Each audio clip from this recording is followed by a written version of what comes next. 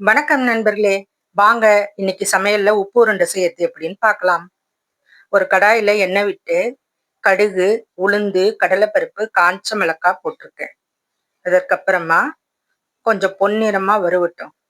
பெருங்காயம், பெருங்காயத்தூள் போட்டுட்டு இதை நல்லா செவக்க வறுக்கணும்.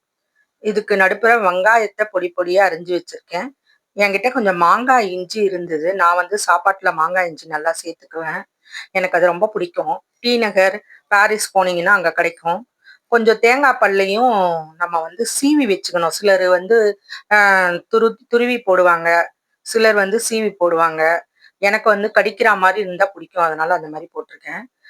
அதுக்கப்புறம் ஒரு 1/2 டம்ளர் அரிசி தான் நான் ஊற வச்சிட்டு இருந்தேன். அதை கொஞ்சம் கொரகொரப்பா, நீங்க ரவை பதத்துக்கு, நான் கொஞ்சம் மாவு அரைக்கிறத விட கொஞ்சம் கொரகொரன்னு ரவை பதத்துக்கு அரைச்சிட்டு, நீங்க எவ்வளவு தண்ணி விட்டு வேணாலும் அரைச்சுக்கலாம் மிக்சியில. பயப்படவே தேவையில்லை நீங்க. ஏன்னா நம்ம நல்லா இதை வதக்க போறோம். இதை நல்லா வதக்க வதக்க அது கட்டியாயிட்டே சுருண்டு வரும். ஒரு கட்டத்துல பாத்தீங்கன்னா ஒட்டாம வரும். அந்த சமயத்துல நம்ம நிறுத்திட்டு இதை உருண்டை பிடிச்சுக்கலாம்.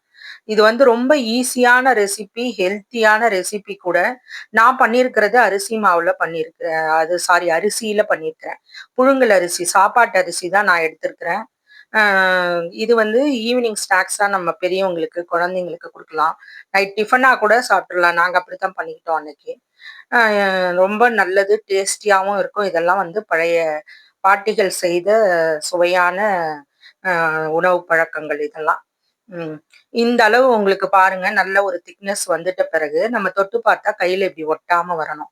அப்ப இதை இறக்கிட்டு கொஞ்சம் ஆறட்டுன்னு உப்பு இது மாதிரி உருண்டை பிடிச்சிடணும். என்கிட்ட இந்த பாத்திரமே இருந்தது, வேக வைக்கிறது ஆவியில. அடியில தண்ணி ஊத்திட்டு, எப்பயுமே நம்ம கொதி வந்த பிறகுதான் இதை வச்சு மூடணும். இது நம்ம ஏற்கனவே வேக வச்சு எடுக்கிறதுனால ஒரு 7 to 10 மினிட்ஸ் போதுங்க. இந்த பாருங்க, இந்த மாதிரி கத்தியில குத்தி பார்த்தா ஒட்டாம வந்தா அது வெந்துருச்சுன்னு அர்த்தம். இப்படித்தான் நம்ம செக் பண்ணி பார்க்கணும். இல்ல நீங்க உடைச்சு பார்த்தாலும் தெரியும். அவ்வளவுதாங்க. டேஸ்டியான இந்த உப்பு உருண்டை ரெடி ஆயிடுச்சு. வசி விலாக்ஸ தொடர்ந்து சப்ஸ்கிரைப் பண்ணிட்டு வாங்க. உங்க நண்பர்களுக்கெல்லாம் ஷேர் பண்ணுங்க, லைக் பண்ணுங்க. தேங்க்யூ.